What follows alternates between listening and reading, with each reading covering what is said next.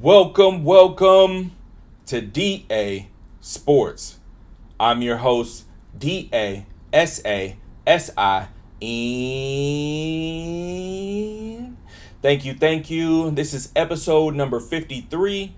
Now, in today's episode, we just have a couple of things to get into. We are going to recap the NCAA tournament, obviously the men's and the women's. And then we're going to briefly discuss some important NBA news that has happened this week. So let's get into it. So to start, we gotta recap NCAA March Madness, specifically the Final Four. So as you know, the college basketball season is now over with. And so to start, we're gonna take a look back at my predictions versus how they actually played out.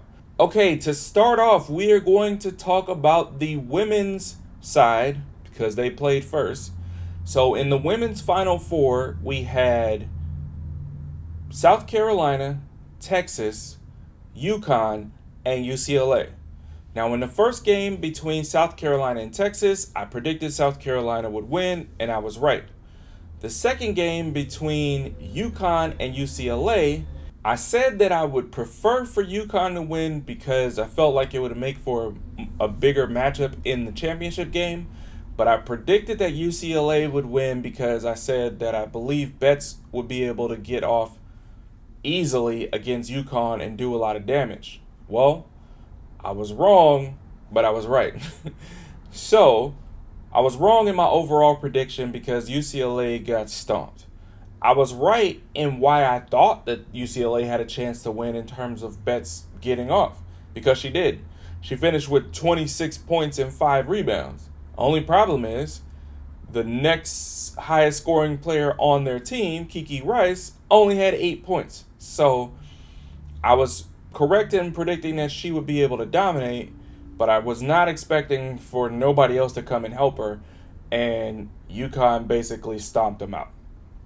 So that set up the championship matchup between UConn and South Carolina, which I said would be the better matchup in terms of more eyes, people wanting to watch. It's like, the traditional standard of women's basketball against the current standard of women's basketball. And originally, because I had UCLA and South Carolina in the championship, I picked South Carolina to win and go back to back. Well, UConn made it, and then they said that they're not ready to pass the torch yet, and they also stomped South Carolina. It was just a great win by UConn. It pretty much shows that even though UConn has been 9 years since they've won the championship, which for them is like a long time, they're still the most dominant, I guess you could say, franchise in any sport, really. They have the most championships out of any major sport with 12 national titles, all under Gino Auriemma. Speaking of Gino, he's clearly one of the greatest coaches of all time for what he's been able to do year after year.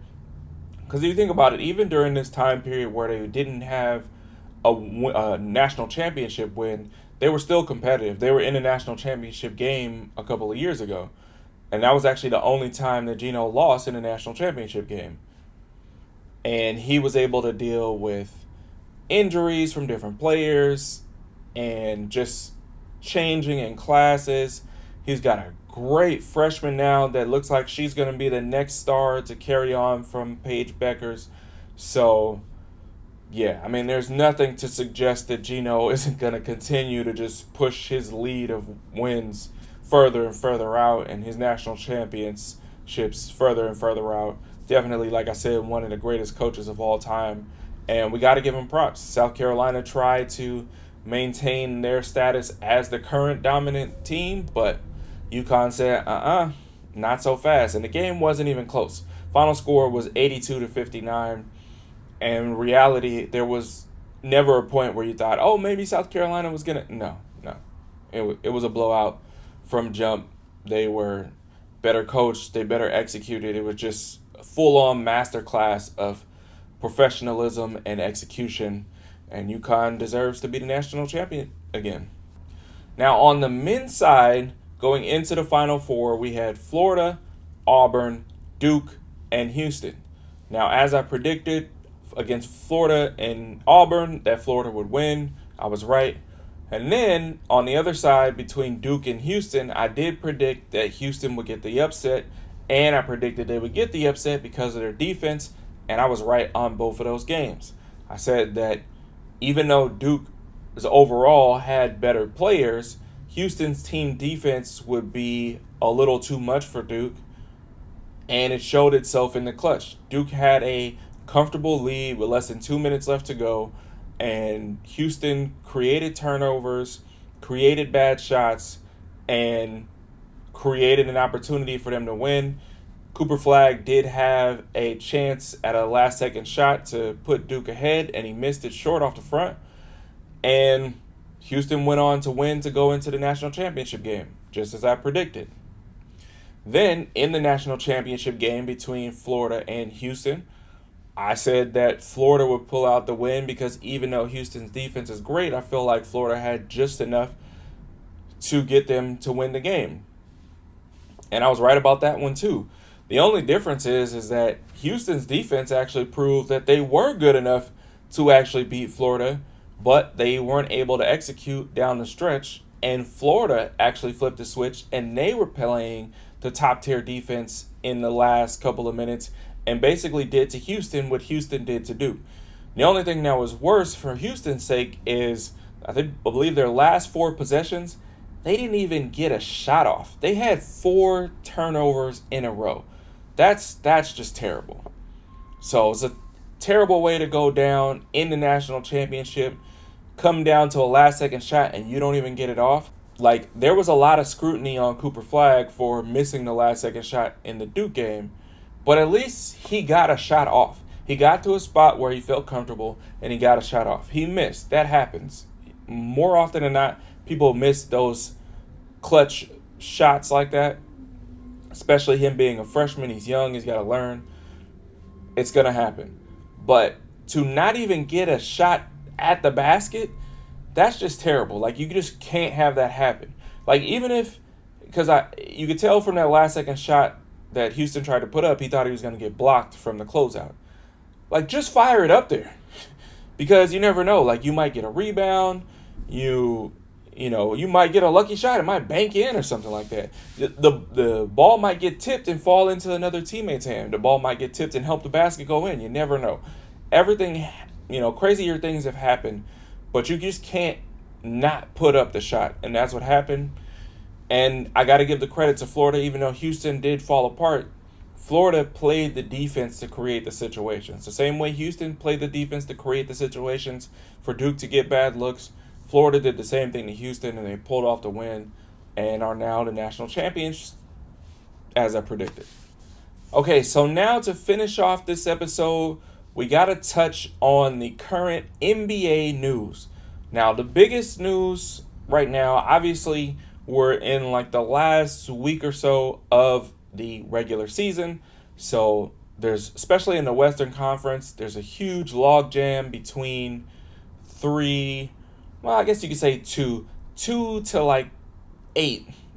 They're all really, really close, especially, I believe, 3 to 7 or 3 to 8. They're all within like a game or two.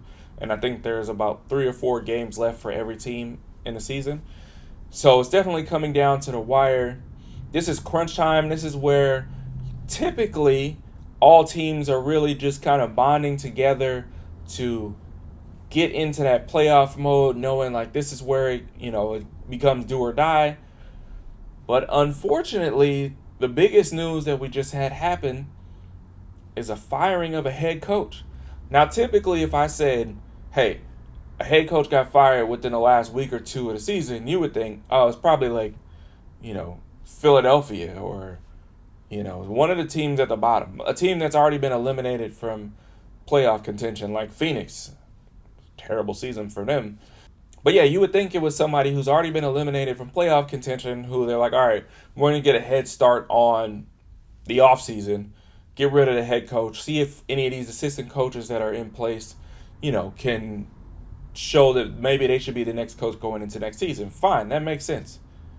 But the most recent firing was Mike Malone. the head coach of the Denver Nuggets, the head coach of the team that just won the championship 2 years ago, the head coach of the team that is a definite title contender this year. Even through this slump, technically, that they've been in right now, they're still the fifth seed in the West. They're only one game out of the third seed in the West. Why? Obviously, there's got to be something going on internally. There's all these reports about his defensive philosophy not aligning with the organ. Nah, that's bogus. Okay? They just won the chip 2 years ago. They are a contending team this year. There's no way you're going to convince me that during this 4-game stretch where they lost, that all of a sudden ownership is like, we don't like the way this team looks. Like, what? That doesn't make any sense, right? There's got to be some behind the scenes type of action where, maybe he cussed out an owner. I don't know. And then they also fired the GM, which I like I said, it doesn't make any sense to me. Like, the team has been productive.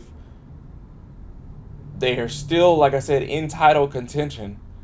Why would you fire the GM that put this squad together that most people believe probably have a top 5 chance of winning the championship this year, and then the head coach who not only has proven he could get this team to winning a championship, but has them in position to still win a championship this year, and then you fire him again?